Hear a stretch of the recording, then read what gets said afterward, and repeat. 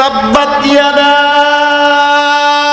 আবি লাহাবিন ওয়া তাব্বা মা আগনা আনহু মালুহু ওয়া মা কাসাবা সায়াসলা নারান যাতা লাহাব ওয়া ইমরাতুহু হাম্মালাতাল হাতাব ফি জিদিহা হাবলুম মিন মাসাদ। হে মুহাম্মদুর রাসূলুল্লাহ সাল্লাল্লাহু, আপনার কাছে লাগে আপনার দয়া বলে আপনি মাফ করে দিয়েছেন, কিন্তু জানিয়ে রাখেন যেই মাহফিলটার আপনি আয়োজন করছেন আমি আল্লাহর কোরআনের তাফসীর মাহফিল, এই কোরআন আপনার বাপ দাদার কোনো গ্রন্থ নয়, এটা আমি আল্লাহর দেওয়া আসমানি কিতাব। সুতরাং আমার তাফসীরুল কোরআনের মাহফিলে বাধা দান করছে, এর মানি হইল সে আমি আল্লাহ কোরআনে বাধা দান করেছে। আমি আল্লাহ সূরা লাহাব নাযিল কইরা জানাইয়া দিলাম। এই আবু লাহাব যে দাঁড়াইছে কয়েকটা কারণে দাঁড়াইছে। এক নম্বর কারণ হইল Abu Lahab world supreme court আন্তর্জাতিক আদালত দারুন নাদওয়ার চিফ জাস্টিস প্রধান বিচারপতি। দুই নম্বর হলো আবু লাহাবের ধন সম্পদ আছে। তিন নম্বর হলো আবু লাহাবের গণসম্পদ আছে। চতুর্থ নম্বর হইল আবু লাহাবের রাষ্ট্রীয় ক্ষমতা আছে। এই চার ক্ষমতা, পঞ্চম নম্বর ক্ষমতা হইল আবু লাহাব যেই বাড়িতে বিয়া করছে তার সম্বন্ধী একটা নেতা, তার হালাও নেতা, তার শাশুড়িও নেতা, তার শ্বশুরও নেতা, যেই বেডিডারে বিয়া করছে হিরাও একটা ভাড়া নেত্রী। এত গরম গুলার কারণে আবু লাহাবে আপনার দরবারে দাঁড়াইয়া আমার তাফসীরুল কোরআন মাহফিলে দাঁড়াইয়া আপনারে মারতে চাইছে। হে রাসূল, আপনি তারে মাফ করছেন, এটা সাময়িক মাফ, কিন্তু আমি আল্লাহ সূরা লাহাব নাযিল করে জানাইয়া দিলাম যেই আবু লাহাবে অর্থ সম্পদ, ধন সম্পদ, ঘন সম্পদ, ক্ষমতা সম্পদ, শ্বশুর বাড়ির আত্মীয়তা সম্পর্কীয় সম্পদ পাইয়া আপনার তাফসীর মাহফিলে দাঁড়াইছে, ওই আবু লাহাবকে আমি আল্লাহ এমন ভাবে ধ্বংস করব। তাব্বাত ইয়াদা আবি লাহাব, যেই দুই হাত দিয়া পাথর উঠাইছে ওই দুই হাত এবং দুই হাত যেই শরীরের সাথে লাগিয়ে আছে পুরাটা শরীরে ধ্বংস কইরা দুনিয়ার জগতে আমি আল্লাহ দুনিয়াবাসীরে শিক্ষা দিব, আর আখিরাতে আমি আল্লাহ তাকে জাহান্নামের লাকড়ি বানাবো। কেন দুনিয়াবাসীরে আল্লাহ শিক্ষা দিলেন? এই সূরা লাহাব নাযিল করে আল্লাহ শিক্ষা দিলেন ধন সম্পদের গরম থাকার কারণে, টাকার গরমের কারণে, সন্তানাদির গোষ্ঠীর গরমের কারণে, শ্বশুর বাড়ির ক্ষমতার কারণে, রাষ্ট্রীয় ক্ষমতা পাওয়ার কারণে, এই পাঁচ ক্ষমতার কোন এক ক্ষমতায় কিয়ামত পর্যন্ত হে রাসূল করিম সাল্লাল্লাহু আলাইহি ওয়াসাল্লাম আমি আল্লাহ আপনাকে হায়াত বাড়াইয়া দিব না। কিয়ামত পর্যন্ত সিলেটের বিয়ানীবাজারের দুবাগ ইউনিয়নের আল কাসিম পরিষদে যাইয়া বয়ান করার জন্য হে রাসূল আমি আল্লাহ আপনার এতটুকু হায়াত দিব না, বৃহত্তর সিলেটের অঞ্চলে অঞ্চলে যাওয়ার জন্য। তবে আপনি না গেলেও, আপনাকে এতটুকু হায়াত না দিলেও আমি আল্লাহ আপনার একদল প্রতিনিধি কিয়ামত পর্যন্ত নায়েবে নবী উলামায়ে কেরামকে আমি আল্লাহ দুনিয়ায় জামাতটাকে হেফাজত করে রাখবো।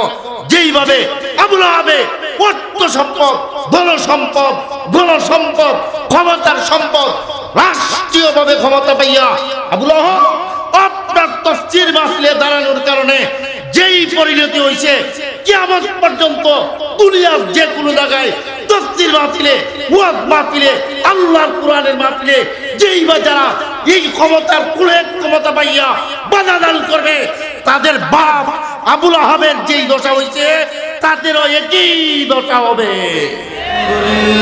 নাহমাদুহু ওয়া নাস্তাঈনুহু ওয়া নাস্তাগফিরুহু ওয়া নু'মিনু বিহি ওয়া নাতাওয়াক্কালু আলাইহি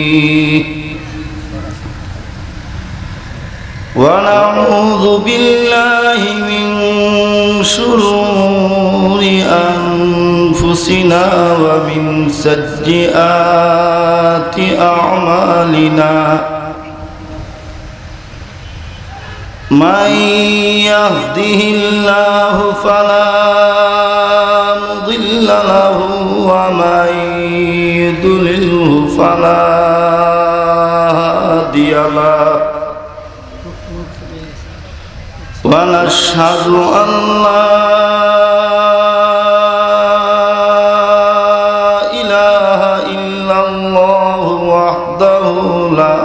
شريك له ونشهد أن سيدنا وسندنا وحبيبنا ومولانا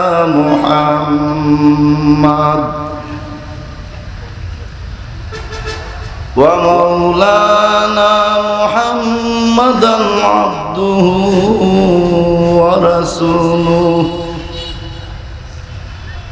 أما بعد فأعوذ بالله من الشيطان الرجيم بسم الله الرحمن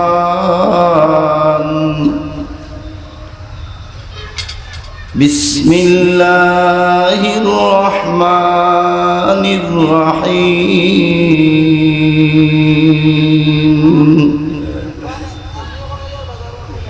يا أيها الرسول بلغ ما أنزل إليك من ربك وإن لم تفعل فما بلغت رسالته والله يعصمك من الناس وقال رسول الله صلى الله عليه وسلم من دعا بدعوة الجاهلية فهو من جزء جهنم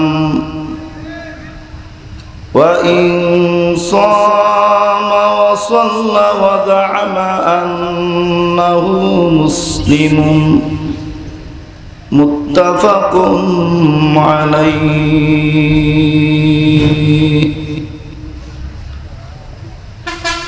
وقال رسول الله صلى الله عليه وسلم وإنما أنا قاسم والله يعطي أو كما قال عليه الصلاة والسلام কিয়ামত পর্যন্ত পাক ভারত উপমহাদেশের যত হাজারো শত লক্ষ কোটি উলামায়ে কেরামের জন্ম হবে, সমস্ত উলামায়ে কেরামের ইলমে নবুয়তের প্রথম ও দ্বিতীয় ফাউন্ডেশন ভিত্তি,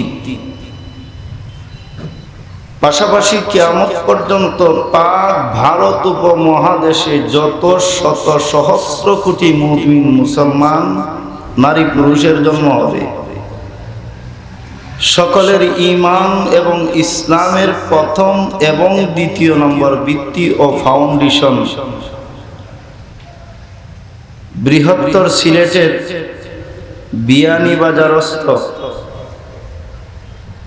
দুবা ইউনিয়নের আল কাসিম পরিষদ এর উদ্যোগে আয়োজিত তাফসীরুল কোরআন মাহফিলের চলমান অধিবেশনের সরে তাজ হযরত সভাপতি সাহেব দামাত বারাকাতুহুল আলিয়া, ডানে বামে স্টেজের এবং সামনে বসা আছেন হযরত উলামায়ে কেরাম, সকল স্তরের মুমিন মুসলমান ভাইসব, মাইকের আওয়াজ যতটুকু পৌঁছতেছে পর্দানসীন বয়ান শ্রবণকৃতা মা বোনেরা, আমরা আজকে একটা তাফসীরুল কোরআন মাহফিলের আয়োজনে আয়োজিত তাফসীরে সমবেত হয়েছে। প্রশ্নটা স্বাভাবিকভাবে আসা উচিত। আমার নজরেও যেটা পড়েছে, এই মাহফিলের সেক্রেটারি এবং সভাপতি দুজনেই আলেম, এতে বোঝা যায় বাকিরাও আলেম। আলেমদের কাজ হইল হয়তো মাদ্রাসায় পড়ানো, না হয় মসজিদ চালানো। এই কাজগুলা ব্যতি রেখে প্রতি বৎসরে একটা তাফসীর কোরআন মাহফিলের আয়োজন ওনারা কেন করেন, কোন দায়িত্ব বলে? এই প্রশ্নটা যত সহজ, প্রশ্নের উত্তর দিতে হইলে মুহাম্মদুর রাসূলুল্লাহ সাল্লাল্লাহু আলাইহি ওয়াসাল্লামের 23 বৎসরের নবুয়তের জিন্দেগি হইল এই প্রশ্নের উত্তর। বলেন তো প্রশ্নের উত্তরটা সহজ না কঠিন? কত কঠিন? উলামায়ে কেরাম কেন আল কাসিম পরিষদ গঠন করে আমাদেরকে মাহফিলের ব্যবস্থা করে দেন প্রতি বৎসরে? এই প্রশ্নটা অতি সহজ, আর এই প্রশ্নটার ব্যাখ্যা হইল আল্লাহর 30 পারা কোরআন। এটা হইল জবাব। শুধুমাত্র এই মাহফিলের সংক্রান্ত দুই একটি কথা আমরা বুঝি। সমস্ত দুনিয়াতে যত রকমের সভা সম্মেলন, অনুষ্ঠান আর মাহফিল হয়, এগুলাকে আল্লাহর কোরআনে দুই ভাগে বিভক্ত করা হয়েছে। এক ভাগের আলোচনা করে আল্লাহ তার পবিত্র কোরআনের সূরা লুকমানের 6 এবং 7 নম্বর আয়াতে বলেন, কিয়ামত পর্যন্ত যেই সমস্ত সভা সম্মেলন আর অনুষ্ঠানগুলা সূরা লুকমানের 7 নম্বর আয়াতের আলোকে হবে, ওই সমস্ত সভা সম্মেলন অনুষ্ঠানের আয়োজনকারী, উপস্থিতি, শ্রোতা, বক্তা এবং তার সহযোগিতাকারী, এই তিন শ্রেণীর লোককে আমি আল্লাহ হাসরের দিন জাহান্নামের লাকড়ি ঘোষণা করে জাহান্নামে নিক্ষেপ করব। আর আরেক ধরনের সভা সম্মেলন অনুষ্ঠানের কথা উল্লেখ করে সূরা ফুরকানের 71 এবং 72 নম্বর আয়াতে আল্লাহ বলেন, কিয়ামত পর্যন্ত যেই সমস্ত সভা সম্মেলন, অনুষ্ঠান আর মাহফিলগুলো আমি আল্লাহর কোরআনে বর্ণিত সূরা ফুরকানের 71 এবং 72 নম্বর আয়াতের আলোকে হবে, ওই সমস্ত মাহফিলের আয়োজনকারী, সহযোগিতাকারী, উপস্থিত শ্রোতা, বক্তা, তিন শ্রেণীর লোককে আমি আল্লাহ হাসরের কঠিন বিচারের দিন আমার আরশে আজিমের নিচে ছায়া দিয়া আমি জান্নাতের মেহমান বানাবো। যেই মাহফিলের আয়োজন করলে, সহযোগিতা করলে, উপস্থিত হইলে হাসরের দিন আল্লাহর আরশে আজিমের নিচে জায়গা পাইয়া বান্দা জান্নাতে যাবে, ওই মাহফিলে আল্লাহ আজকে আমাদেরকে সমবেত হওয়ার তৌফিক দান করেছেন, বলি আলহামদুলিল্লাহ। এবার আসুন হাদিসের দৃষ্টিকোণ থেকে উলামারা এই আয়োজনটা কেন করেন, একটা হাদিসের দৃষ্টিকোণ থেকে আমরা জবাব গ্রহণ করি। এই উম্মতের একজন দার্শনিক উম্মত ছিলেন, নাম ছিল ইমাম গাজালি রহমতুল্লাহি আলাইহি। ওনার লেখা কিতাব মুকাশিফাতুল কুলুব, এই গ্রন্থের 2 নম্বর খণ্ডে এবং পাশাপাশি তালিমুদ্দিন নামক গ্রন্থের মধ্যে উল্লেখ আছে, মুহাম্মদুর রাসূলুল্লাহ সাল্লাল্লাহু আলাইহি সাল্লাতু ওয়াস সালাম আল্লাহর ঘর মসজিদে নববীতে বয়ান করতেছিলেন। ভালো করে হাদিসটা বুঝবেন। এই হইল মসজিদের দেওয়াল, এটা হইল মসজিদের দেওয়াল। দেয়ালের এক পাশে হইল মুহাম্মদুর রাসূলুল্লাহর থাকার ঘর, আরেক পাশে হইল মদিনার মসজিদ। এই দেওয়ালটার মাঝখানে আবার একটা জানালা ছিল। আল্লাহর রাসূল মদিনার মসজিদের মেহরাবে মিম্বরে বৈশা বয়ান করতেছেন। বয়ানে আল্লাহর রাসূল বলেন, হে আমার সাহাবারা, বনি ইসরাইলের মধ্যে একজন নবী ছিলেন, ওনার নাম ছিল ইউশা ইবনে নুন আলাইহিস সালাম। কি নাম? মুখ খুলতে হবে ভাই, কি নাম? ইউশা ইবনে নুন আলাইহিস সালাম। আল্লাহ ইউশা ইবনে নুন আলাইহিস সালাতু ওয়াস সালামের কাছে ওহী পাঠাইলেন, হে ইউশা, তোমার উম্মতের 100 ভাগ উম্মতের মধ্যে 60 ভাগ উম্মত হইল গুনাহগার আর 40 ভাগ উম্মত হইল নেককার। আমি আল্লাহ 60 ভাগ গুনাহগার উম্মতকে যে আযাব দিয়া ধ্বংস করব, একই আযাব দিয়া 40 ভাগ নেককার উম্মতকেও ধ্বংস করে দিব। ইউসা আলাইহিস সালাম আল্লাহর কাছে আরজ করলেন, আল্লাহ শতকরা 60 জন গুনাহগাররে আযাব দিয়া ধ্বংস করবেন, আমার কোনো প্রশ্ন নাই, কিন্তু আমার 40 ভাগ উম্মত তো নেককার, এদেরকেও একই আযাব দিয়া ধ্বংস করবেন কেন? জবাবে আল্লাহ বললেন, হে ইউসা, 60 ভাগে গুনাহ কইরা যে আযাব কামাই করছে, 40 ভাগে নেক আমল কইরা নিজেরা ব্যস্ত থাকলো, 60 ভাগকে গুনাহ থেকে বাঁচানোর ফিকিরে থাকলো না কেন? এই জন্য তারাও একই আযাবের যোগ্য হইছে। আল্লাহ রাসূল সাথে সাথে আরেকটা হাদিস বর্ণনা করলেন, হে আমার উম্মত মুমিন মুসলমানরা, বনি ইসরাইলের মধ্যে এমন একটা এলাকা ছিল, এমন একটা বস্তি ছিল। হাদিসগুলো বুঝতেছেন? ভালো করে বুঝেন।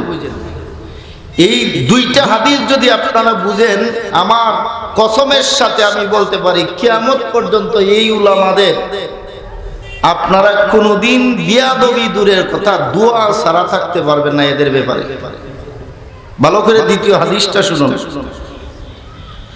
আল্লাহর রাসূল বলেন, বনি ইসরাইলের এমন একটা এলাকা ছিল, এমন একটা বস্তি ছিল, যেই বস্তিতে একই সময়ে, একই যুগে, এক সময়ে 18,000 মুস্তাজাবুদ দাওয়া উলামায়ে কেরাম বসবাস করতেন। সুবহানাল্লাহ বলবেন না? আরে পুরা বাংলাদেশে একজন মুস্তাজাবুদ দাওয়া আছেন কিনা সন্দেহে আছে। আর ওই সময়ে মুস্তাজাবুদ দাওয়া সভাপতি সাহেব বলছেন বুঝছেন না, তাহলে সংক্ষেপে বুঝাই। মুস্তাজাবুদ দাওয়া বলা হয় ওই ব্যক্তিকে যিনি যে কোনো বিষয়ে আল্লাহর কাছে দোয়া করলে দোয়া করতে দেরি হয়, দোয়া কবুল হইতে দেরি হয়। এই ব্যক্তিকে কি বলে? মুস্তাজাবুদ দাওয়া বলে। আল্লাহর রাসূল বলেন, এক সমাজে, একটা গ্রামের ভিতরে কত হাজার মুস্তাজাবুদ দাওয়া আলেম ছিলেন বলুন? এখনই যদি ওয়াজ মনে না থাকে, বাড়িতে গেলে মনে থাকবো না। কয় হাজার? 18,000 উলামায়ে কেরাম বসবাস করতেন। আল্লাহর রাসূল বলেন, ওই সমাজে, ওই বস্তিতে 18,000 মুস্তাজাবুদ দাওয়া উলামায়ে কেরামকে আর বস্তির সাধারণ গুনাহগারদেরকে আল্লাহ এক সময়ে, এক দিনে, এক আযাবে ধ্বংস করে দিয়েছে। নাউজুবিল্লাহ বলবেন না?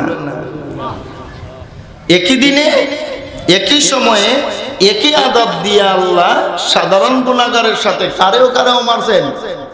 মুস্তাজাবুদ দাওয়াত 18,000 উলামায়ে কেরামকে আল্লাহ ধ্বংস করে দিয়েছে। মসজিদে নববীর জানালার পাশে কান লাগাইয়া বয়ান শুনতেছেন উম্মে জননী আয়েশা সিদ্দিকা রাদিয়াল্লাহু তাআলা। তিনি বয়ান শোনা অবস্থায় রাসূলকে প্রশ্ন করে উঠলেন, ওগো আল্লাহর রাসূল, আপনি বলতেছেন সবাই উলামায়ে কেরাম, সবাই মুস্তাজাবুদ দাওয়া, তাহলে সাধারণ গুনাহগারদের আযাব দিয়ে আল্লাহ ধ্বংস করবেন, এটা যুক্তি আছে? গুনাহ করছে, আযাব দিয়ে ধ্বংস করছে।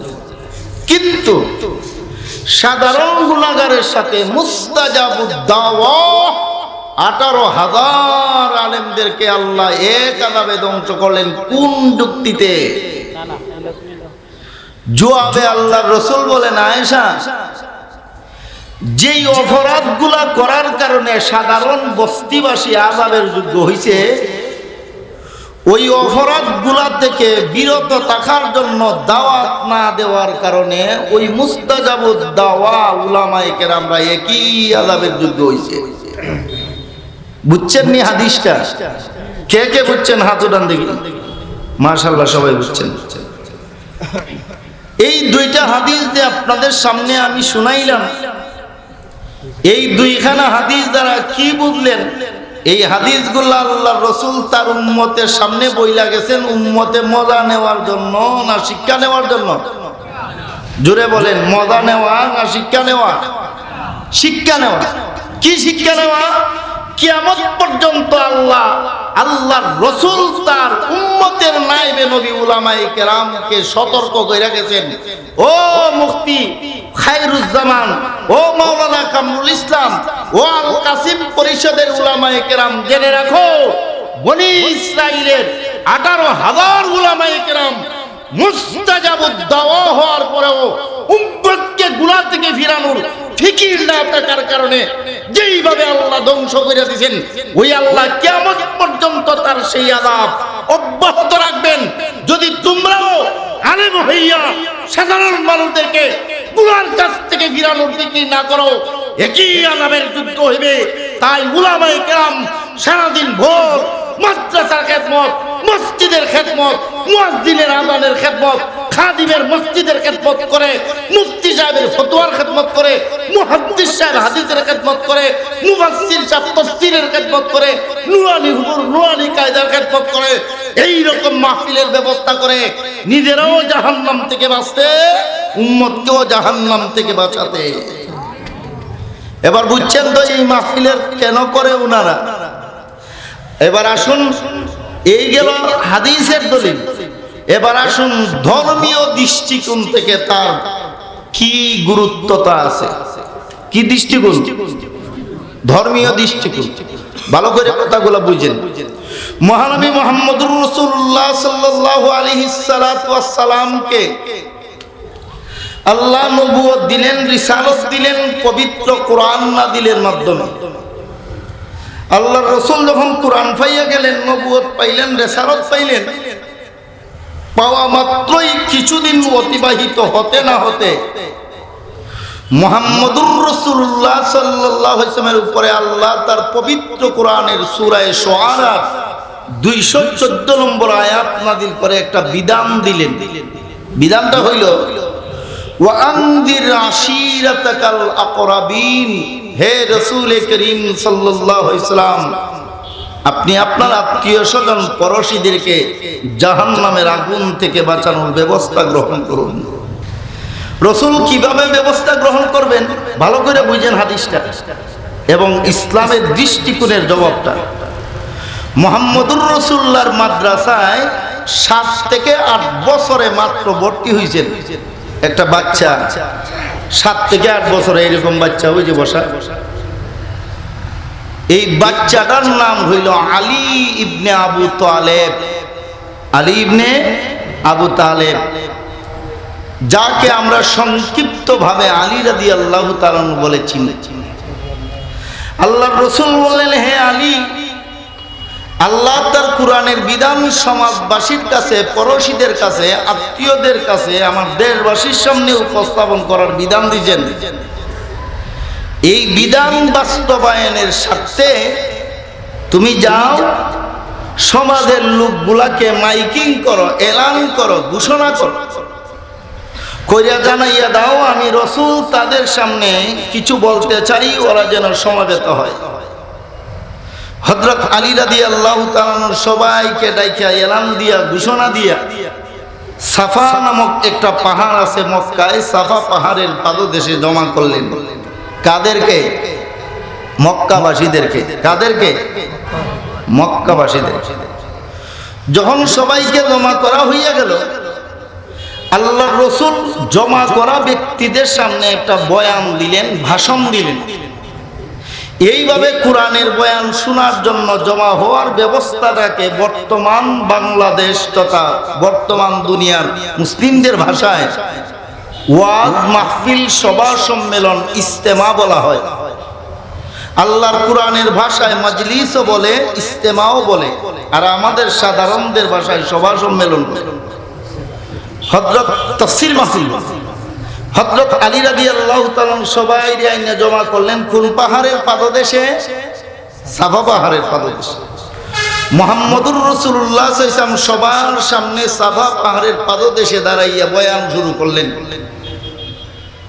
যখন বয়ান শুরু করছেন, মক্কাবাসী সব নেতা খেতা সবাই তো জমা। এমত অবস্থায় একটা লোক সম্মেলনের তাফসীর মাহফিলের ওই ওয়াজ মাহফিলের সবার মাঝখান থেকে দুই হাতে পাথর নিয়ে দাঁড়াইছে মুহাম্মদুর রাসূলুল্লাহকে মারার জন্য। পাথর হাতে উঠাইছে আর বলতেছে, তাব্বাল্লাক আলিহাদা জামাতানা ইয়া মুহাম্মদ, হে মুহাম্মদ তুমি ধ্বংস হইয়া যাও। আমাদের ব্যবসা বাণিজ্যর কাজ বন্ধ রাখিয়া, ক্ষেত কামারির কাজ বন্ধ রাখিয়া, আমাদের ফসলাদির কাজ বন্ধ রেখে, বাগানের সেচ প্রকল্প বন্ধ রেখে, বাগানের কাজ বন্ধ রাখিয়া তুমি আমাদেরকে এখানে জমা করছো কোরআনের বয়ান শুনাইবার লাগিয়া। আজকে আমাদের দিনটাই ধ্বংস করে ফেলেছ, তুমি ধ্বংস হইয়া যাও। নাউজুবিল্লাহ নাই, কি হইয়া যাও বলুন, কি হইয়া যাও? ধ্বংস হইয়া যাও। এই কথা বলে যে দুই হাত মিলাইয়া পাথর উঠাইছে রাসূলকে মারার জন্য, আল্লাহর সাথে সাথে পাথর সহ তার দুটা জায়গা বন্ধ করে দিয়েছে। এখন নামাইতেও পারে না, মারতেও পারে না। তখন সময় কয়, মুহাম্মদ বাবা রে তুমি না আমার চাচা লাগো। ইদার এখন মাইনকা সিবাই ভরছে, কি সিবাই?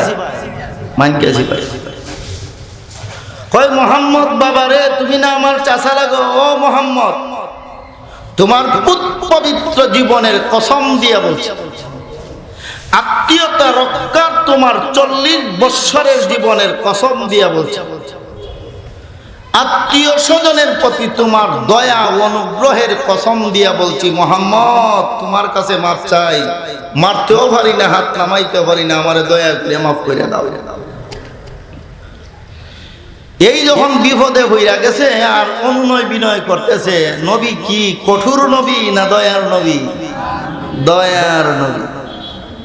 আল্লাহর রাসূল বললেন, যা রে আবু লাহাব, আমি দয়ার নবীর সামনে তুই দুঃখে কষ্টে থাকবে আমি সহ্য করলাম না, আমি দয়ার নবী তোকে মাফ করে দিলাম। আবু লাহাবের দুটো হাত নামছে, সাথে সাথে আল্লাহ তার পবিত্র কোরআনের একটা সূরা নাযিল করে দিয়েছে। তাব্বাত ইয়াদা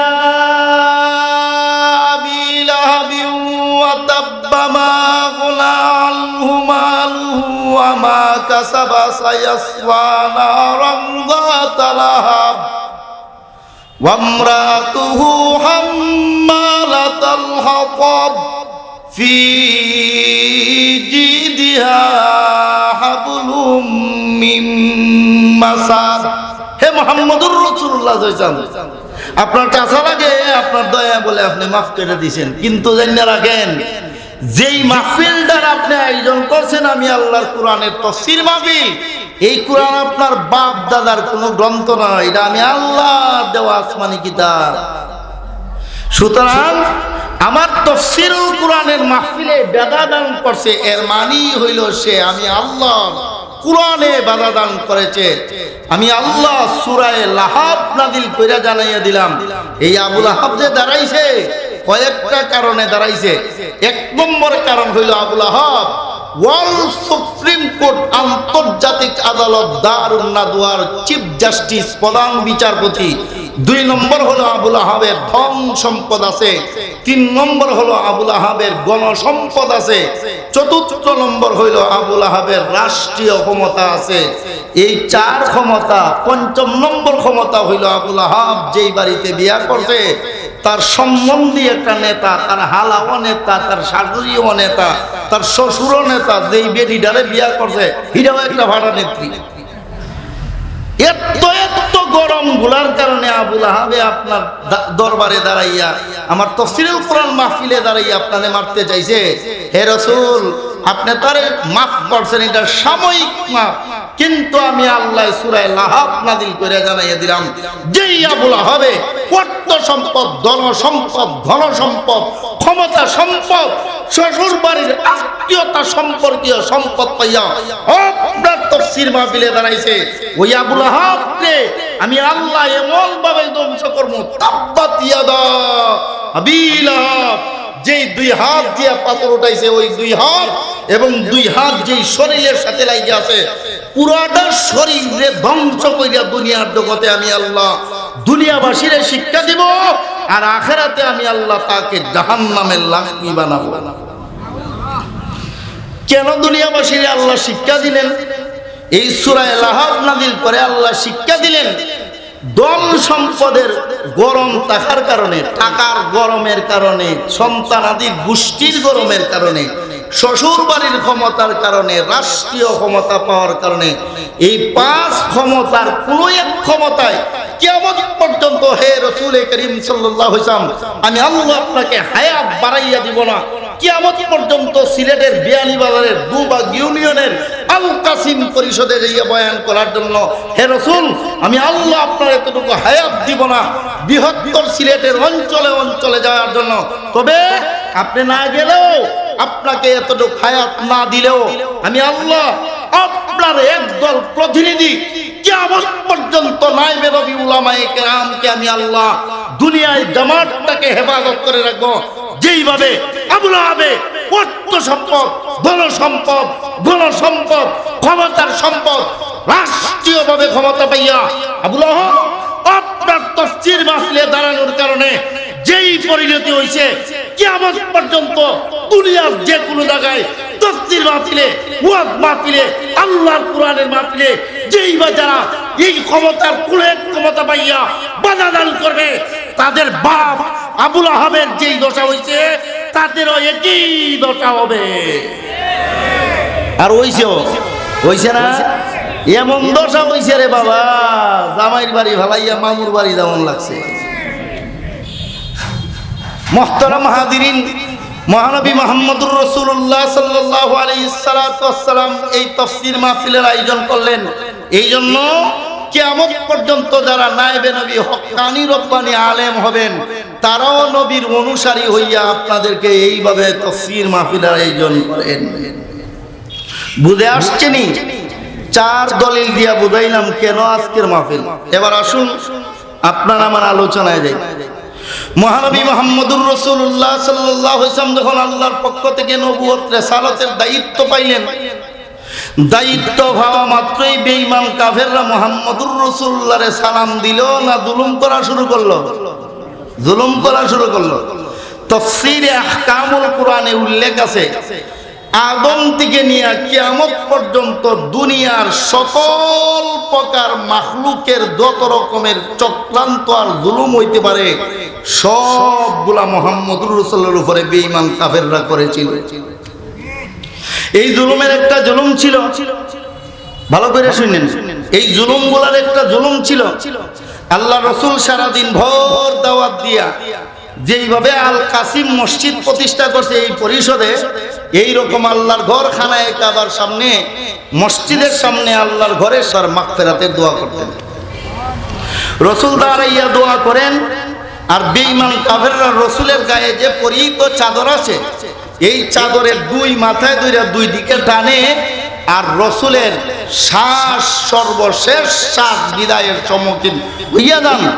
ওই সময় আল্লাহর পক্ষ থেকে জিবরাইল আলাইহিস সালাম আইসা চাদরের বান ছুটাইয়া দিলে নবীজি শ্বাস ছাড়েন।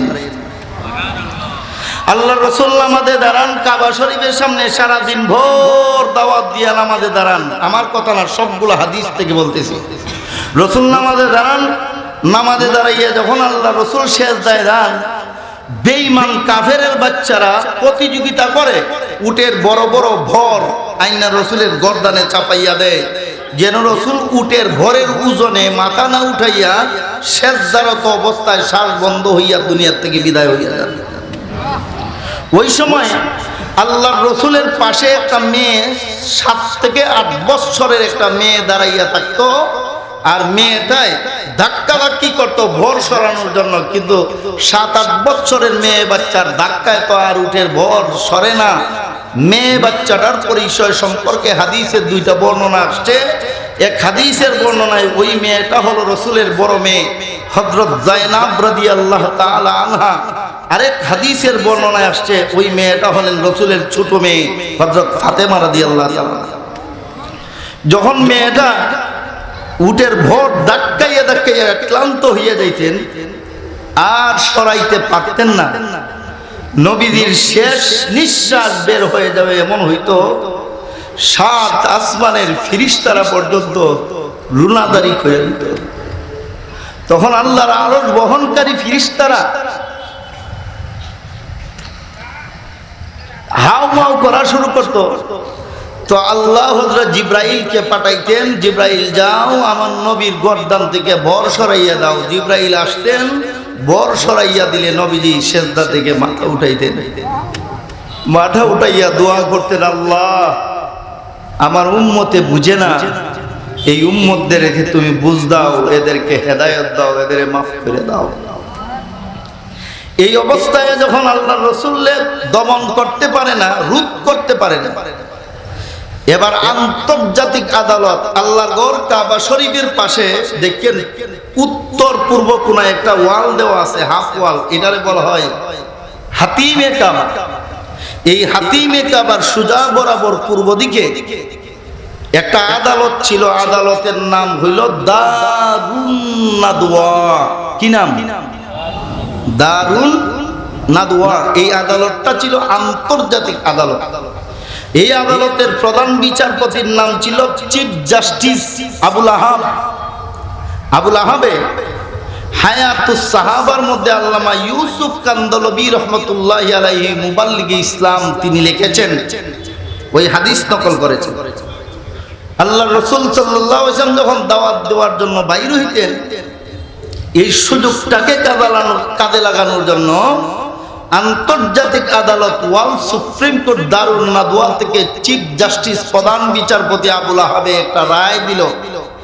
রায়টা হইল, আজ থেকে মুহাম্মদ যখন দাওয়াত দেওয়ার জন্য সমাজে বাইর হইব, মুহাম্মদ দাওয়াত দেওয়া অবস্থায় অর্থাৎ সন্ধ্যা পর্যন্ত আমাদের মক্কা সিটিতে, মক্কা নগরীতে, মক্কা শহরে যেই মেয়েরা বালেগা হইছে, সাবালেগা হইছে, প্রতি মাসে সাবালেগা মেয়েরা অসুস্থ হয়, অসুস্থ হইলে তারা যে নাপাক নেকড়া ব্যবহার করে, ওগুলায় যখন নাপাক রক্তে ভরপুর হইয়া ব্যবহারের অনুপযোগী হইয়া যায়, ওরা তখন এগুলা ময়লা আবর্জনা ডাস্টবিনের জায়গায় ফেলে দেয়। আজ থেকে ওইগুলা ময়লা আবর্জনা ডাস্টবিনে ফেলে দেবে না, বরং মুহাম্মদের দাওয়াতে কোরআনের বিরোধিতার সাথে মুহাম্মদের ঘরের দরজা জানালা এবং দেয়ালে লটকায় রাখবে। এই ঘোষণাটা দেওয়ার জন্য মক্কার ঘরে ঘরে গেইটে গেইটে যাইয়া শুনাইতো প্রধান বিচারপতির বউ, আবুল আহাবের বউ উম্মে জামিলে গিয়া ঘোষণা শুনাইতো। শুনাইলে পরে মক্কার মেয়েরা তাদের ব্যবহৃত নাপাক নেকড়া গুলা আইনা রসুলের দরজার মধ্যে লাগাইতো, জানালায় লাগাইতো, পুরা দেয়াল ভরপুর করে দিত। সারাদিন ভোর দাওয়াত দিয়ে আল্লাহ রসুল যখন সন্ধ্যায় ফিরে আসতেন, আইসা দুর্গন্ধে ঘরের কাছে যাওয়া যেত না। তখন নবীজি নিজের চাদর মুবারক নিজের নাকে মুখে দিয়ে, নিজের লাঠি মুবারক দিয়া এক একটা করে এই নেকড়া সরাইতেন আর বলতেন, হায় রে আমার সমাজ, হায় রে আমার পড়োশি, হায় রে আমার দেশবাসী, আত্মীয় স্বজন, পারো কি তোমরা এইভাবে জুলুম করতে? অথচ আমি রসুল চাই তোমাদের পায়ে ধরে ধরে জান্নাতের মেহমান বানাতে। এই অবস্থায় আল্লাহ নবীরে পারেন। এখন কি করবে আটকাইতে? এবার সিদ্ধান্ত হইল মুহাম্মদকে আমরা আর হাতে মারবো না, আমরা এখন ভাতে মারবো। মক্কা শরীফের দুইটা পাহাড়, পাহাড়ের মাঝখানে, দুই পাহাড়ের মাঝখানে আল্লাহর রসুলকে এবং রসুলের প্রতি যারা ঈমান আনছেন নারী পুরুষ, মুমিন মুসলমান নারী পুরুষদেরকে দুই পাহাড়ের মাঝখানে অবরোধ করল। অবরোধের মেয়াদ ছিল 3 বছর পর্যন্ত। আর অবরোধের মধ্যে যেই জিনিসগুলো লাগানো হয়েছিল এগুলা হইল, আজ থেকে অবরুদ্ধ এলাকার ভিতরে বাহিরের কেউ যাবে না, আর ভিতর থেকেও বাহিরে কেউকে আসতে দেওয়া হবে না। এদের সাথে কথাবার্তা, লেনদেন, ব্যবসা বাণিজ্য সব বন্ধ। এই ঘোষণা যখন সমস্ত জগতে ছড়াইয়া দেওয়া হইল, মুসলমানরা তো এমনি গরিবের দল, কিছুদিন যাওয়া মাত্রই দুই পাহাড়ের ভিতরে অবরোধ চলা অবস্থায় সকলের খাবার দাবার গুলা শেষ হইয়া গেল। এখন কি খাইয়া জীবন বাঁচাবেন? বাধ্য হইয়া অবরুদ্ধ এলাকার দুই পাহাড়ের ভিতরের যত গাছ ছিল সমস্ত গাছের পাতা লতা খাওয়া শুরু করলেন। কয়েকদিনের ভিতরে সবগুলা গাছের পাতা শেষ হইয়া গেলে এখন কি খেয়ে জীবন বাঁচাবেন? আবারও বাধ্য হইয়া সমস্ত গাছের খাল উঠাইয়া উঠাইয়া খাওয়া শুরু করলেন। কিছুদিনের ভিতরে সকল গাছের খাল শেষ হইয়া গেল। এবার কি খাবেন? খাবার কিছু নাই। যেই সমস্ত মুসলমান মেয়েরা রসুলের প্রতি ঈমান এনে গর্ভে বাচ্চা ধারণ করেছিলেন, খাবার দাবারের অভাবে গর্ভের বাচ্চাগুলা নষ্ট হয়ে রক্তক্ষরণ হওয়া শুরু হইল। যেই সমস্ত মুসলমান মেয়েরা সন্তান প্রসব করেছিলেন, খাবার দাবার না থাকার কারণে মাদের বুকের দুধ শুকাইয়া গেল, বাচ্চারা কান্না শুরু করলো, আত্মচিৎকার। অবস্থা এমন হইল প্রসবকারিণী মহিলারা তাদের বাচ্চাকে দুধ দিতে পারে না, বাচ্চার কান্নার আওয়াজ। গর্ভধারণ করা মহিলাদের খাবারের অভাবে গর্ভ নষ্ট হয়ে যাওয়া, ব্যথার চিৎকারের আওয়াজ। এই দুই আওয়াজে আল্লাহর আসমান জমিন বাড়ি হইয়া আরশে আজিম পর্যন্ত প্রকম্পিত হইয়া গেল। 3 বছরের মাথায় আল্লাহ সূরা হিজরের আয়াত নাযিল করলেন, ফাসদা বিমা তুমার ওয়ারিদ আনিল মুশরিকিনা ইল্লা কাফাইনাকাল মুস্তাহদিন। হে মুহাম্মদুর রাসূলুল্লাহ সাল্লাল্লাহু আলাইহি ওয়াসাল্লাম, 3 বছর যাবত বেঈমান কাফের মুশরিকের দলেরা আপনি মুহাম্মদুর রাসূলুল্লাহকে, আপনার উম্মত মুমিন মুসলমান নারী পুরুষদেরকে দুই পাহাড়ের ভিতরে অবরুদ্ধ জীবনে যে দুঃখ লাঞ্ছনার কষ্ট দিয়েছে সব আমি আল্লাহ দেখে সকালের উপরে আমি আল্লাহ সন্তুষ্ট হইয়া ঘোষণা দিলাম, আজ থেকে আপনি অবরোধ ভঙ্গ করুন। ভঙ্গ করে মানুষের দুয়ারে দুয়ারে, দরজায় দরজায়, রাস্তা ঘাটে, হাটে বাজারে, দোকানে মুকানে, প্রত্যেকটা জায়গায় আমি আল্লাহর কোরআনের দাওয়াত দিন। যেই বা যারা বিরোধিতা করবে এদেরকে রুখে দেওয়ার দায়িত্ব আমি আল্লাহ গ্রহণ করলাম। রাসূল অবরোধ ভঙ্গ করলেন। ভঙ্গ করে আল্লাহ রাসূল সাল্লাল্লাহু আলাইহি ওয়াসাল্লাম তার সাহাবাদেরকে বললেন, হে আমার সাহাবীরা, আল্লাহ শুধুমাত্র আমাকে মক্কার নবী বানাইয়া পাঠান নাই, আল্লাহ আমাকে সমস্ত জগতের নবী বানাইয়া পাঠাইছে। যেইভাবে আল্লাহ আমাকে মক্কার নবী বানাইয়া পাঠান নাই, সমস্ত জগতের নবী বানাইয়া পাঠাইছেন, ঠিক তেমনি ভাবে তোমাদেরকেও আল্লাহ শুধুমাত্র মক্কার উম্মত বানাইয়া পাঠান নাই, সমস্ত জগতের উম্মত বানাইয়া পাঠাইছেন। এই ব্যাপারে দুইটা হাদিস শোনাই। একটা হাদিস হলো হযরত আবু বকর সিদ্দিক রাদিয়াল্লাহু তাআলা আনহু যখন ইসলাম গ্রহণ করলেন, ইসলাম গ্রহণ করে হযরত আবু বকর সিদ্দিক রাদিয়াল্লাহু তাআলা আনহু আল্লাহর রাসূলকে জিজ্ঞাসা করলেন, ওগো আল্লাহর রাসূল, আমারে কালেমার দাওয়াত দিয়া মুসলমান বানানোর দায়িত্ব আপনার ছিল, আপনি দাওয়াত দিয়েছেন, আমি মুসলমান হইছি, আপনার দায়িত্ব শেষ। আমি যে এখন মুসলমান হইলাম, আমার কোনো দায়িত্ব আসেনি। এটা বুখারী শরীফের হাদিস। তখন সময় আল্লাহর রাসূল বললেন, আবু বকর, যেইভাবে আমি নবীর দায়িত্ব ছিল দাওয়াত দেওয়া, এইভাবে আমার দাওয়াত কবুল করার কারণে, আমার উম্মত হওয়ার কারণে তোমারও দায়িত্ব হইল দাওয়াত দেওয়া।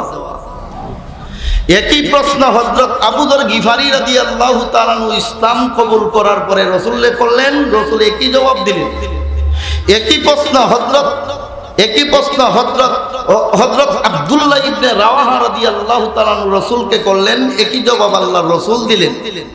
এই 3 হাদিস দিয়া এটাই প্রমাণিত হয় উম্মতের দায়িত্ব, নবীর দায়িত্ব গোটা দুনিয়ায় দাওয়াত দেওয়া, উম্মতের দায়িত্ব গোটা দুনিয়ায়, বলুন গোটা দুনিয়ায় দাওয়াত দেওয়া। আল্লাহ রাসূল তার অবরুদ্ধকালীন সাহাবাদেরকে লক্ষ্য করে বললেন, হে আমার সাহাবীরা, আমার প্রতিনিধি হইয়া এই মক্কা দেশে থেকে শুধু জুলুম নির্যাতন নয়, বরং কালেমার দাওয়াত দেওয়ার জন্য আমি রাসূলের প্রতিনিধি হইয়া দেশ দেশান্তরে যাইয়া মরণ পর্যন্ত জীবন মরণ হাতে নিয়া দাওয়াত দেওয়ার জন্য কে কে আছো রাজি দাঁড়াও। এই কথা মাশাআল্লাহ, আমার এই ভাই হাত উঠাইছেন, আল্লাহ ওনারে কবুল করুন। আমি হাদিস বলতেছি।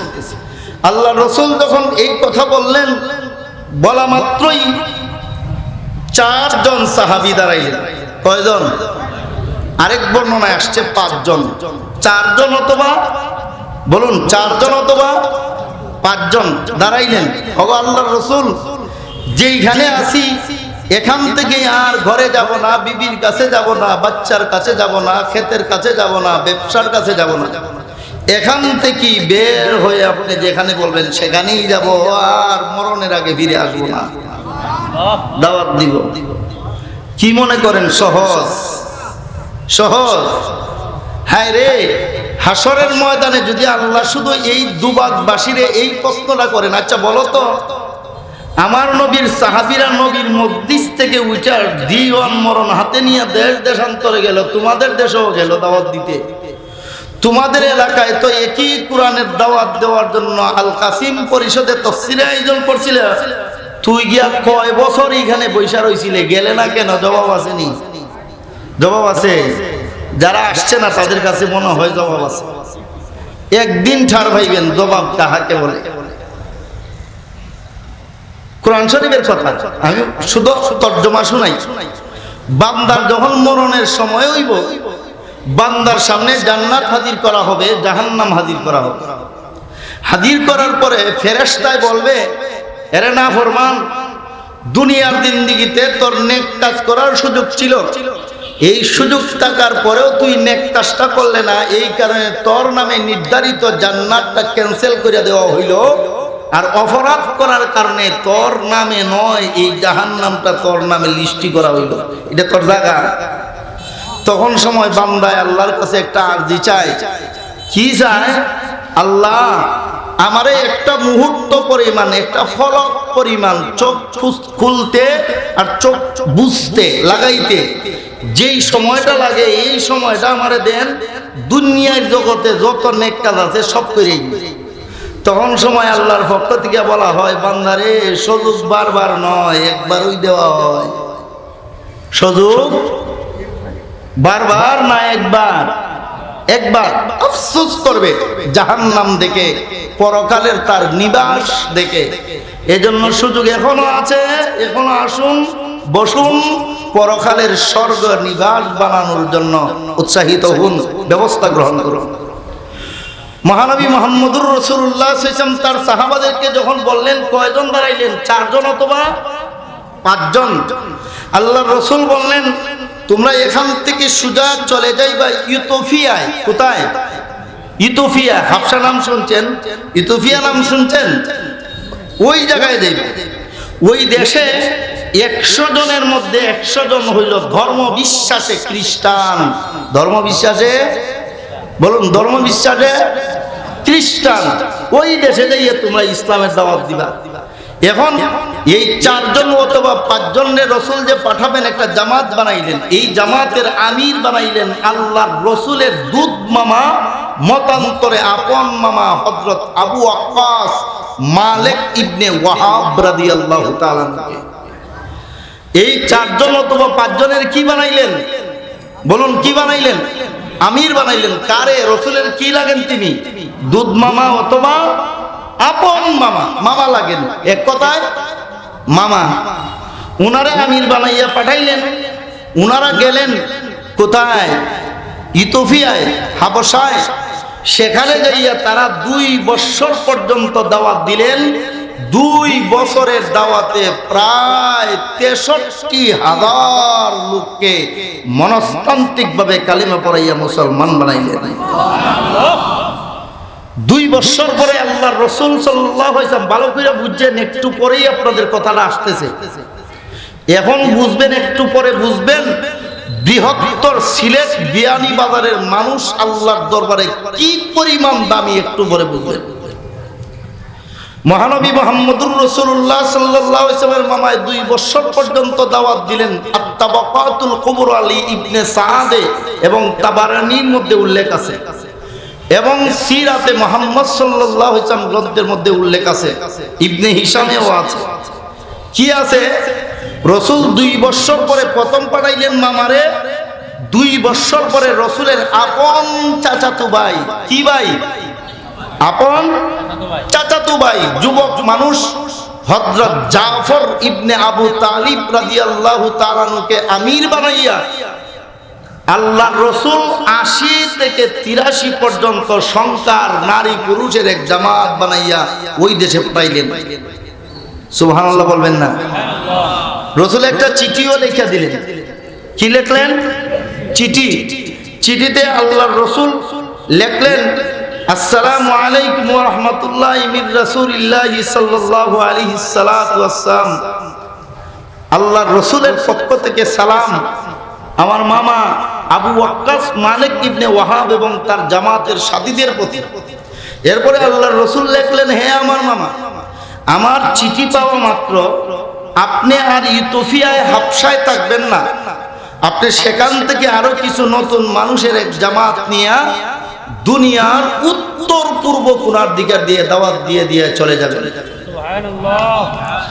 রাসূলের এই চিঠিটা যখন হযরত জাফর ইবনে আবু তালেব রাদিয়াল্লাহু তাআলা আনহু রাসূলের মামার কাছে দিলেন, রাসূলের মামা চিঠিটা পড়লেন, পড়ে যখন নতুন মুসলমান সবার সামনে শুনাইলেন, মক্কা থেকে যাওয়া 4 জন মতান্তরে 5 জন আর 60 থেকে 70 জন নতুন মুসলমান হাবশা জীবন মরণ হাতে নিয়ে দুনিয়ার উত্তর পূর্ব কোণার দিকে দাওয়াত দিয়ে আসার জন্য তৈয়ার হয়ে গেছে। সুবহানাল্লাহ। 617 খ্রিস্টাব্দে তারা হাবশা নৌবন্দর থেকে আরব সাগরের তীরে তীরে দাওয়াত দিয়ে আসা শুরু করলেন। আইয়া সামনে 2টা সাগর হইলেন, একটা হলো আরব সাগর, আরেকটা হলো ভারত মহাসাগর। এই 2 সাগর পাড়ি দিবেন কিভাবে? উসদুল গাবা ফি মারিফাতিস সাহাবা এর মধ্যে উল্লেখ আছে, এবং তাদা নামক একটা গ্রন্থ আছে, ওই কিতাবের মধ্যে উল্লেখ আছে। সৌভাগ্যবর্তীশীলদের ইতিহাস ওই গ্রন্থের মধ্যে উল্লেখ আছে।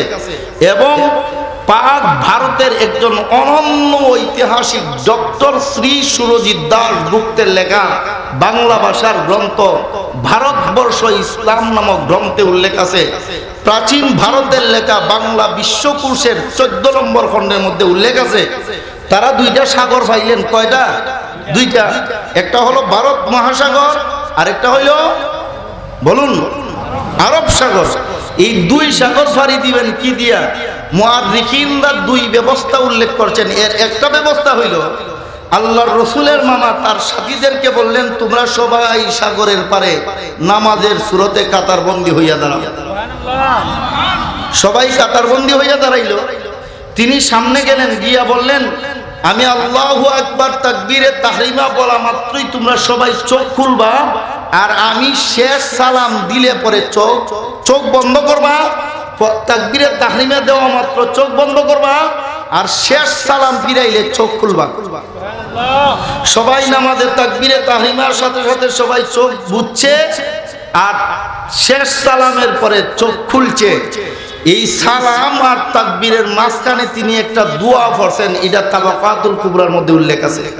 দোয়াটা তিনি বললেন, ইয়া আযীযু ইয়া কারীমু ইয়া হালিমু আজিরনা, হে মহাপরাক্রমশালী আল্লাহ, হে মহাদয়াময় আল্লাহ, হে অস্তিত্বহীনকে অস্তিত্ব দেনেওয়ালা আল্লাহ, হে অবাস্তবতাকে বাস্তবতায় রূপ দেনেওয়ালা আল্লাহ, হে অসম্ভবকে সম্ভব করলেওয়ালা আল্লাহ, আপনার নবীর পক্ষ থেকে দাওয়াতে তাবলীগের কাজে 2 সাগর পাড়ি দিয়ে দুনিয়ার উত্তর পূর্ব কোণায় যেতে চাই।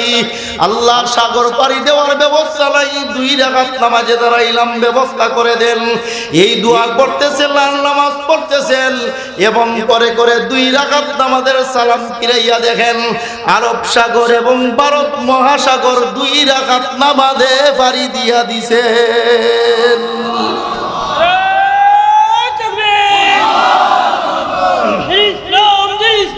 জিন্দাবাদ জিন্দাবাদ আল কাসিম পরাগর জিন্দাবাদ জিন্দাবাদ আল কাসিম পরিষদ জিন্দাবাদ জিন্দাবাদ নারে তাকবীর আল্লাহু আকবার আহলে সুন্নাত ওয়াল জামাত জিন্দাবাদ জিন্দাবাদ উলামায়ে হক্কানি জিন্দাবাদ জিন্দাবাদ উলামায়ে রাব্বানি জিন্দাবাদ জিন্দাবাদ। মুহতারাম হাজিরিন, 2 সাগর পাড়ি দেওয়ার পর আইসা পৌঁছলেন আমাদের ভারতের কেরালা নৌবন্দরে। কোন নৌবন্দরে? কেরালা নৌবন্দরে। তখন সময় কেরালার রাজা ছিল রাজা চেরুমন ফেরুমাল। রাজা চেরুমন ফেরুমাল। রসুলের মামা হযরত আবু ওয়াক্কাস মালিক ইবনে ওয়াহাব রাদিয়াল্লাহু তাআলা তার জামাত সহ রাজা চেরুমন ফেরুমালের কাছে দাওয়াত দিলেন। রাজায় রসুলের মামার দাওয়াত পাইয়া 250 সভাসদদেরকে নিয়ে সেজদা দিয়া কালিমা পড়ে মুসলমান হইয়া গেলেন। শুরু করলেন দাওয়াত দিয়া। 2 বছরে পুরা ভারতে ইমানের জোয়ার উঠাইয়া দিলেন। জোয়ার উঠাইয়া ভারতের কেরালা নৌবন্দর থেকে আবার বাংলাদেশ এবং ভারতের মাঝখানে আরেকটা সাগর আছে, এটার নাম হইল বঙ্গোপসাগর। কি নাম? বঙ্গোপসাগর। একইভাবে 2 রাকাত নামাজ পড়া তারা বঙ্গোপসাগর ফাড়ি দিয়ে আসলেন। আইসা চট্টগ্রাম হইয়া তাদের জামাতটা 2 ভাগে বিভক্ত হইয়া কাজ করলো।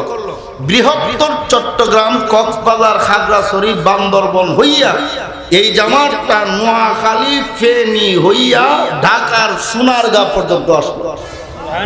আইসা একবার চলে গেল উত্তরবঙ্গে, আরেকবার বৃহত্তর এই সিলেট অঞ্চল সহ দাওয়াত দিয়া এরা আবার কেরালা হইয়া মালয় মালাক্কা হইয়া চীন পর্যন্ত গেল।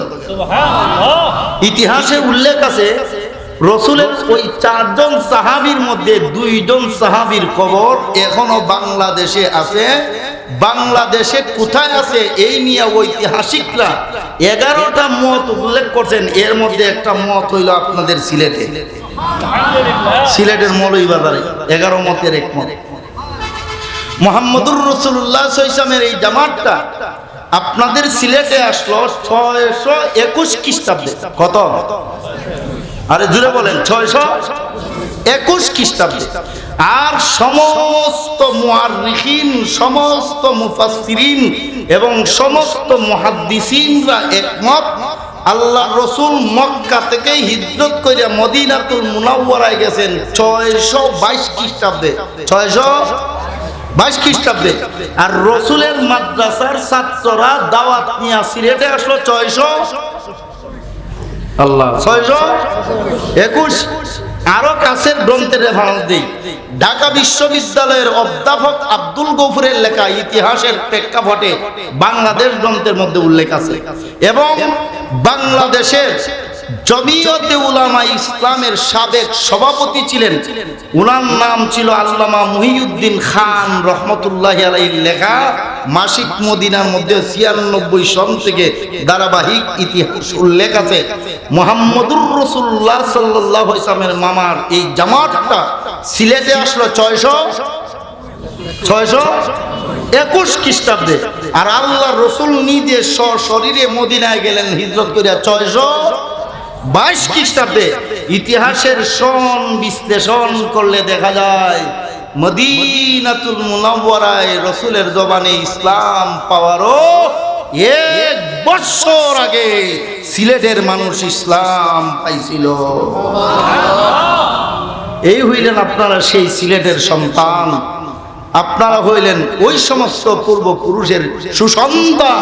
বলুন আলহামদুলিল্লাহ। মুহাম্মদুর রাসূলুল্লাহ মাদ্রাসার এই জামাতটা, ছাত্রদের এই জামাতটা পরবর্তীতে তারা দাওয়াত দিয়া গেলেন গুজরাটে। কোথায়? গুজরাট হইয়া মালয় মালাক্কা হইয়া এরা চীনে গেছেন। গুজরাটের রাজার নাম ছিল রাজা বুজ। হযরত হাকিমুল উম্মত আশরাফ আলী থানভী রাহমাতুল্লাহি আলাইহির লেখা ইসলাম কি সাদাত নামক গ্রন্থের 2য় খণ্ডের এমদাদিয়া লাইব্রেরি চকবাজার ঢাকা থেকে প্রকাশিত 2য় খণ্ডের মধ্যে আনুপর্বিক ঘটনার বর্ণনা এইভাবে দেওয়া হয়েছে। আল্লাহ রসুলের মামার এই জামাতটা গুজরাটের রাজা ভুজের কাছে যাইয়া তখন দাওয়াত দেওয়া শুরু করলেন। রাজা ভালো করে বুঝেন, রাজা ভুজে কয় আপনি যে আল্লাহর রসুলের মামা, বিশ্বাস করব কিভাবে? আপনি যে মুহাম্মদুর রাসূলুল্লাহর প্রতিনিধি, আমি বিশ্বাস করব কিভাবে? তবে বিশ্বাস করার জন্য একটা পরীক্ষা আমার আছে। যদি পরীক্ষায় পাস করেন আপনি রসুলের মামা এবং রসুলের প্রতিনিধি মাইনে আপনার দাওয়াত কবুল করব, না হয় কবুল করব না। তিনি বললেন বলুন আপনার সেই পরীক্ষার প্রশ্নটা কি? তিনি প্রশ্ন করলেন কে কে? গুজরাটের রাজা বুঝে, গুজরাটের রাজা বুঝে প্রশ্ন করলেন, ওগো আল্লাহর রসুলের মামা, ওগো রসুলের প্রতিনিধি, কিছুদিন আগে আমি আমার সভাসদদেরকে নিয়ে আমার বিল্ডিং এর ছাদে বৈশাখ পূর্ণিমার চাঁদের রাত, আকাশ ছিল ঝলমল ঝলমল করা অবস্থায়, তারকাগুলা খেলছিল, তারকার আলো, পূর্ণিমার চাঁদের আলোতে আমরা সকলেই আনন্দ চিত্রে সেখানে আমাদের বিশেষ বৈঠকে বসাছিলাম। ওই অবস্থায় আমরা লক্ষ্য করে দেখি হঠাৎ করে আকাশের চাঁদটা এবং পৃথিবীর আলোটা দুই ভাগে বিভক্ত হইয়া পৃথিবীর দুই প্রান্তে চলে গেছে, আবার কিছুক্ষণ পর চাঁদ এবং আলো এক হইয়া গেছে। এটা কি দেখলাম, কবে দেখলাম, কেন দেখলাম? বাস্তবসম্মত জবাব যদি দিতে পারো যুক্তিযুক্ত ভাবে প্রমাণসহ, আমি মেনে নিব আপনি রসুলের প্রতিনিধি, আপনি মুহাম্মদুর রাসূলুল্লাহর মামা, না হয় আপনাকে মিথ্যাবাদী বলে আমি স্বীকৃত প্রদান করব। তখন আল্লাহর রসুলের মামা বললেন, হুনুন হে রাজা বুঝ, কিছুদিন আপনি ওই স্বপ্নটা আপনি কখন দেখেছেন? মুহাম্মদুর রাসূলুল্লাহ যখন আল্লাহর কোরআনের দাওয়াত এবং তার তাফসীর উম্মতের সামনে মুহাম্মদুর রাসূলুল্লাহর দাওয়াত, লা ইলাহা ইল্লাল্লাহ, কোরআনের তাফসীর, মুহাম্মদুর রাসূলুল্লাহর হাদিস, মুহাম্মদুর রাসূলুল্লাহ যখন তার উম্মতকে হাদিস দিয়ে কোরআনের তাফসীরের দাওয়াত দেওয়া শুরু করলেন, ওই সময়ে মক্কার বড় বড় নেতারা ঈসা বলল, মুহাম্মদ এইভাবে ঝামেলা করে লাভ নাই, বারবার তুমিও ঝামেলায় পড়ো, আমরাও তোমার ঝামেলায় ফেলাই, চলো আপুসের মধ্যে একটা কাজ হইয়া যাক। মুহাম্মদুর রাসূলুল্লাহ বললেন, কি কাজ, কি কাজ? তারা বলল, কাজটা হইল তুমি যে নবী, তোমাকে মানতে আমাদের কষ্ট হয়, যাই প্রমাণানো যা তোমার মুজিজা আমরা মানতে কষ্ট হয়, একটা মুজিজা একটা নবুয়তের কাজ যদি তুমি প্রমাণ করতে পারো, আমাদের একটা জিনিসের সমাধান দিতে পারো, আমরা সবগুলা নেতা আমাদের সদল বলে তোমার দল মুসলমানদের দলে ঢুকবো, আমরা মুমিন মুসলমান হব। রসুল বললেন, কি প্রশ্ন? প্রশ্নটা হইল তুমি যদি আমাদেরকে সামনে রেখা আকাশের চাঁদটা দুই ভাগ করে লাইতে পারো আঙ্গুলের ইশারা দিয়া, তাহলে তোমরা তোমার নবী মাইনে ফেলবে। প্রশ্নটা সহজ না কঠিন? জবাবটা সহজ না কঠিন? কঠিন। আল্লাহ তার পবিত্র কোরআনের সূরা কামার, চন্দ্রের সূরা নামক একটা সূরা নাযিল করিয়া তাদের বিস্তারিত ইতিহাস সেখানে নাযিল করেছেন। আমি সংক্ষিপ্তভাবে বলতেছি। তখন সময় আল্লাহ রসুল আল্লাহর কাছে দোয়া করলেন, আল্লাহ মক্কার শীর্ষস্থানীয় নেতারা আসছে, ওরা ঈমান আনবে, এক কাজ করলে কাজটা হইল চন্দ্র দ্বিখণ্ডিত করে দেওয়া, এই কাজটা করলেই ওরা ঈমান এনে ফেলবে। ওরা যদি ঈমান এনে ফেলে সাধারণ লোক তো এমনি ঈমান আনবে, আমারও কষ্ট হইল না, তাদেরও কষ্ট হইল না, আমিও জুলুম নির্যাতনের শিকার হইলাম না, ওরাও জুলুম নির্যাতন করে পাপিবুক হইল না, দয়া করে আপনি ব্যবস্থাটা করে দেন। আল্লাহ নবীরে জানাই দিলেন, নবী এই বাটফারের দলে কইছে চাঁদ দ্বিখণ্ডিত করা, চাঁদ দ্বিখণ্ডিত নয়, চাঁদের মধ্যে না ইডি বলুন এগুলা বাটপার। আল্লাহ রসুল বলেন, আল্লাহ বলছে যেহেতু কইরেই দে, না হইলে কইব তুমি করো না, এই কারণে ঈমান আনি নাই। তখন আল্লাহ বললেন, ঠিক আছে, এদেরকে নিয়ে আপনি চন্দ্রিমার রাত্রে চলে যান, আপনি জাবালে আবু কুবাইসের উপরে গিয়ে উঠুন। রসুল সব নেতাদেরকে নিয়ে রসুল নিজে উঠলেন আবু কুবাইস, মক্কার সর্বোচ্চ পাহাড়, ওই পাহাড়ের উপরে আল্লাহ রসুল উঠলেন, সবচাইতে বড় পাহাড়ের উপরে উঠে আল্লাহ রসুল সাল্লাল্লাহু আলাইহি ওয়াসাল্লাম তাদের সামনে পূর্ণিমার চাঁদের রাত্রে এইভাবে আকাশের দিকে আঙ্গুল উঠাই বললেন, হে আকাশের চাঁদ, আমি আল্লাহর রসুল বলছি তুমি দ্বিখণ্ডিত হইয়া যাও। তাফসীরে কিতাবে উল্লেখ করছেন, রসুল আঙ্গুল উঠাইয়া চাঁদকে ইশারা করতে দেরি হয়েছে, চাঁদ এবং পৃথিবীর আলো দুই ভাগে বিভক্ত হইয়া পৃথিবীর দুই প্রান্তে যেতে দেরি হয় নাই। রসুল বললেন, এবার দেখছো নি? কই দেখছি। চাঁদে কেন করা এলো? মুহাম্মদুর রাসূলুল্লাহ সাল্লাল্লাহু আলাইহি ওয়াসাল্লাম আবার বললেন, হে আকাশের চাঁদ, তুমি আবার এক হয়ে যাও। এক হইয়া গেল। এবার কই, মুহাম্মদ তোমার জাদুগিরি আজকে ধরা খাইছে। এতদিন তুমি জাদু করতাই জমিনে, আর আজকে থেকে তুমি জাদু শুরু করছো আসমানে। এরা ঈমান আনলো না, এই বাটপারের দলে ঈমান আনলো না।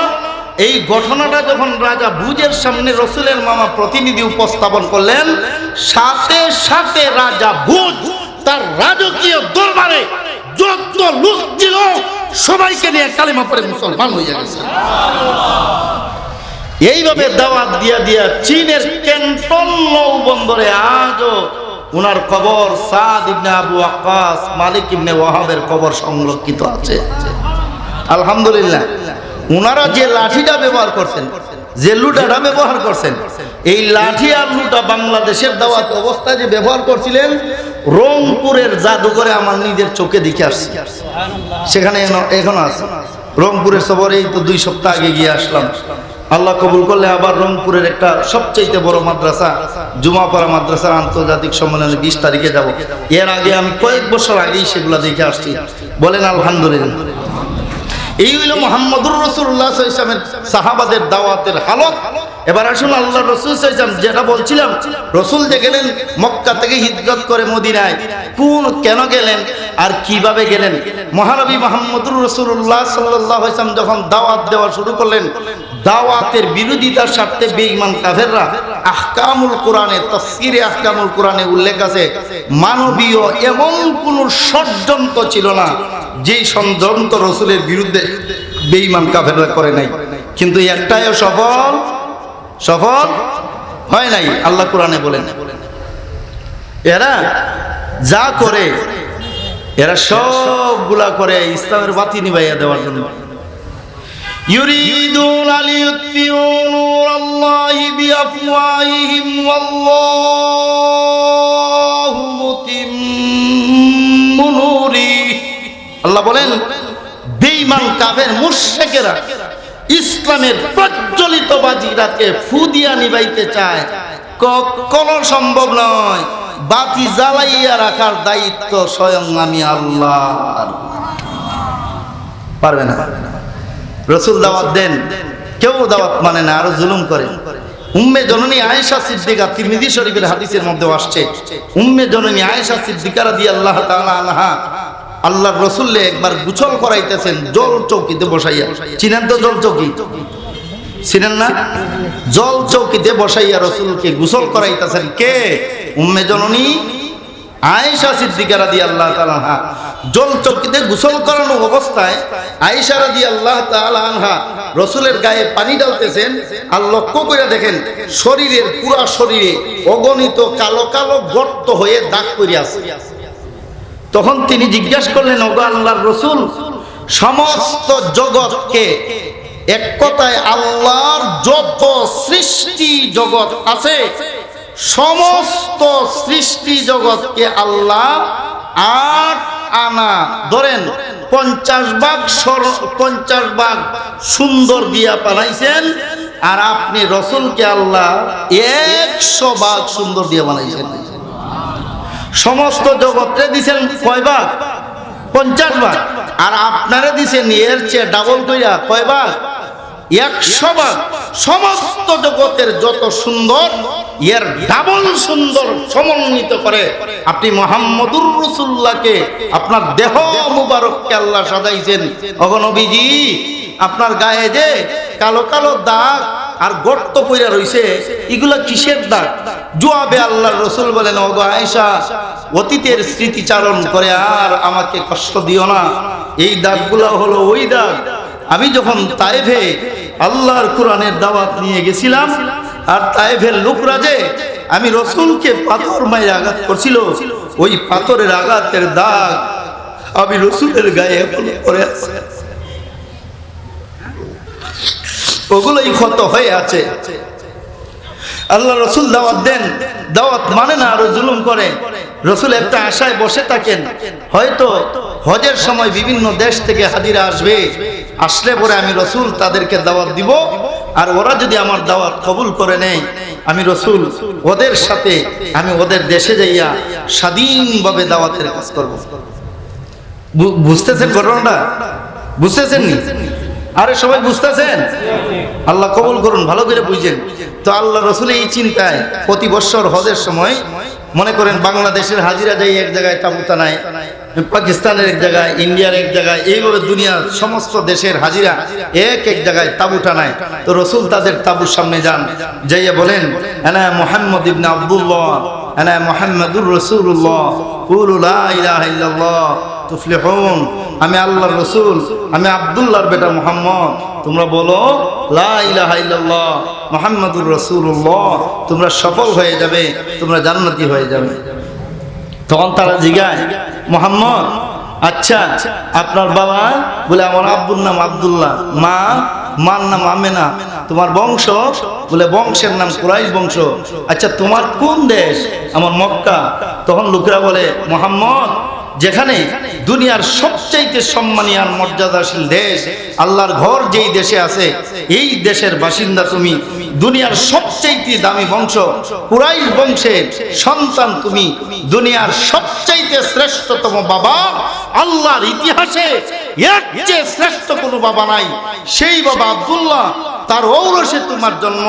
দুনিয়ার ইতিহাসে সর্বশ্রেষ্ঠতম মহিলা তোমার মা, ওই মার উপরে শ্রেষ্ঠ মা আল্লাহর দুনিয়াতে নাই।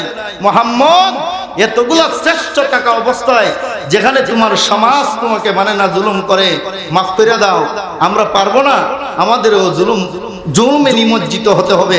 অন্য দেশের তাবুতে গিয়া দেখো তারা মানে কিনা। তো রসুল আরেক দেশের তাবুতে যাইতেন, ওরাও একই জবাব দিত। রসুল আরেক দেশের তাবুতে যাইতেন, ওরাও একই জবাব দিত। এই রকম করে করে পুরা দুনিয়া থেকে আগত সমস্ত দেশের হাজিদের তাবুতে যাইয়া যাইয়া রসুল আর কাউকে দাওয়াতে কবুল করাইতে পারতেন না। তখন এই আশা বৈশা থাকতেন, আরো 1 বছর পর্যন্ত জুলুম সহ্য করতেন। মনে হয় আগামী বছর কোন দেশের হাজি আমি রসুলকে কবুল করে নিব, একটা আশা, একটা বলুন, একটা আশা, আশায় বৈশা থাকতেন। আরো 1 বছর জুলুম সহ্য করতেন। জুলুম সহ্য করার পর পরের বছর যখন হাজিদের দ্বারে দ্বারে যাইতেন, একই জবাব আসতো। এইরকম আরো 1 বছর সহ্য করতেন। সহ্য করার পর হাজিদের কাছ থেকে একই জবাব আসতো। এইরকম করতে করতে কি জানি আগামী বছর কেউ কবুল করে লাই, কি জানি আগামী বছর কেউ কবুল করে লাই। এইরকম করতে করতে 10 বছর পর্যন্ত চলে গেছে। কয় বছর? 10 বছর। 10 বছর, 10 বছর পর সুবহানাল্লাহ, মক্কার দেশ থেকে প্রায় 500 কিলোমিটার পূর্ব দিকে একটা রাষ্ট্র, এই রাষ্ট্রটার নাম হলো ইয়াসরিব। কি নাম বলুন, কি নাম? ইয়াসরিব। ওই রাষ্ট্রটার নাম হলো ইয়াসরিব। আল্লাহ রসুল সাল্লাল্লাহু আলাইহি ওয়াসাল্লাম ওদের হাজিদেরকে দাওয়াত দিচ্ছেন, আর ইয়াসরিবের 6 জন বন্ধু, কয়জন বলুন, কয়জন? 6 জন যুবক বন্ধু আল্লাহর ঘর কাবা শরীফে হজ করার জন্য আসছে।